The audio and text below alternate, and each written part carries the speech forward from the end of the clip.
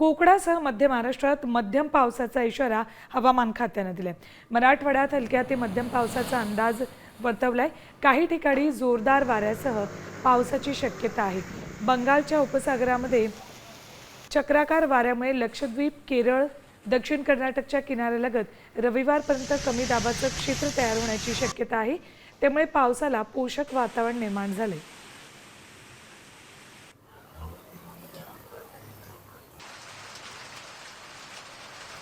आज जळगाव, धुळे, नाशिक, अहिल्यानगर, संभाजीनगर, पूर्व अमरावती,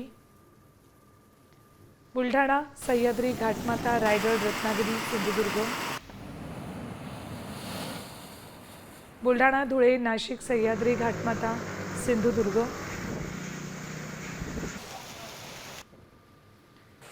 शुक्रवारी सातारा, सांगली, कोल्हापूर, सोलापूर, संभाजीनगर, हिंगोली, शनिवारी सह्याद्री, घाटमाता, अहिल्यानगर, सोलापूर, नांदेड, लातूर, बीड।